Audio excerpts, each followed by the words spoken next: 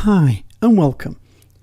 When we're working with multi-layered documents, layer comps allows us to experiment with different arrangements of layers, styles and visibility, so we can look at what works and see what doesn't work in multi-layered documents. Now it's ideal if you want to show a client or a friend maybe different options in a composition. Now rather than searching through layers and groups to turn them on and off at a time, we can set them up as layer comps.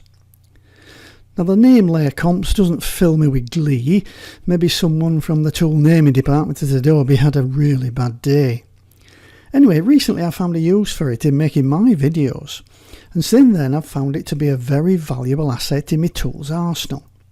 Now if you find the video useful, please share it with friends. On YouTube, give me a thumbs up or leave a comment under the video. Please click that subscribe button, as it does allow me to reach more Photoshop and Lightroom users.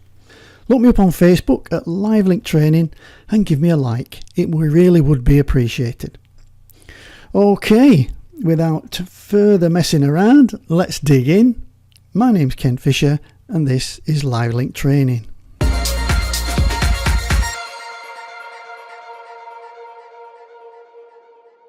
Okay, so what does layer comps actually do?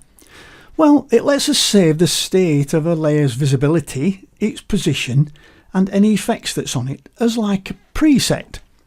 And then you can save another combination of another set of layers' visibility, position and effects. And then looking at them for comparison becomes a breeze. Rather than the laborious job of switching on layers and off layers one at a time, it just comes down to clicking. And it's great for, say, showing your client different looks of a composite image quickly and efficiently. Now here we can see I've got a multi-layered document. I've got some photographs here, I've got some blue toned photographs and some sepia toned photographs, and I've got some blue text and some brown text in these little groups here. Now these are from my trip this year to Pickering and the 1940s weekend. If you like dressing up and having your photograph taken, you've got to go. But here I just want to be able to look at some different options to see if anything stands out to be better than the others. So here you can see I've got my three blue images up, and if I turn those off, the visibility, I've got some brown images or some sepia toned images. So we'll start off with the blue ones. And the text down here at the bottom, you can see I've got two sets of text. I've got some blue text and I've got some sepia text. And again we'll start off with the blue text. Now here I've got my first setup really. I've got my blue toned images, I've got my blue text, everything's good to go. All I need is my layer comps panel. And where's that? Well, if you go up to the window menu and down to layer comps, and it opens up the panel for you. Let me just bring it in so you can see it, and I'll just make it a bit bigger. Okay, now I want to save this configuration. You can see some of them are turned off, some of the layers are turned off, some of them are turned on. I want to save this configuration. It's like a little preset maybe. So what I'm going to do is go over to the layer comps panel, and this little icon here next to the trash can, that's the create new layer comp. So I'm going to click on that. I'll get my new layer comp dialog, and we'll call this, well, let's call it blue because that's what they are. And I'm going to make sure that I save the visibility, the position and the appearance of if there's any layer styles on it. And then I'll click OK.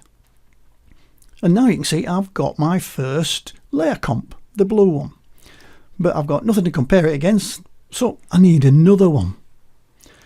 Okay, so what I'm going to do now, I'll turn off these three blue layers and I'll turn on these three sepia layers.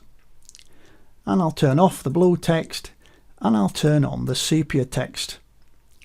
Okay, I'll save this out now as a different set. So I'm going to go over to my layer comps panel and I'm going to click the create new layer comp icon, and we'll call this one sepia. I like to keep things simple. And again, we'll save the visibility, the position and the appearance, and we'll click OK. So now I've got two states. I've got a sepia state that it's saved, and I've got a blue state. And now if I just click back between them, I can see that's the blue ones, all the blue ones together, and that's the sepia ones, all in one click. Is that not magnificent? Now we can look at some even more bizarre options. Let's say for instance I thought, well, what would it look like with a blue one in the middle? Okay, so I'm going to go here. I've got my layer 6, which is the sepia one. I'm going to turn that one off, and I'm going to go down. I'm going to turn the blue one on. Does that look better? Okay, well, I'm going to save it out as a new layer comp. I'm going to go to the new layer comp icon, and what can I call this one? I'll call it blue middle, and I'll click OK. And now I've got 3 layer comps, so I can go back to my original one, I can see what my sepia ones are like, or I can go for the one with the blue in the middle. Now I'm cooking with gas now. And let's imagine I think, oh, I'll tell you what, let's have this text as blue as well.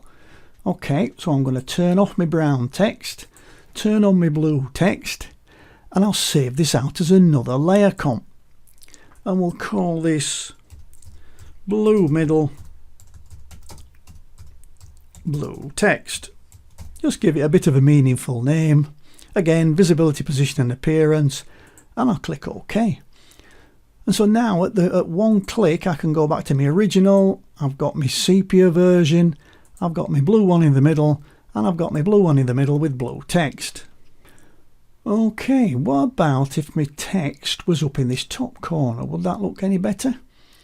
Well, let's give it a go. So I'm going to click and drag that text up there.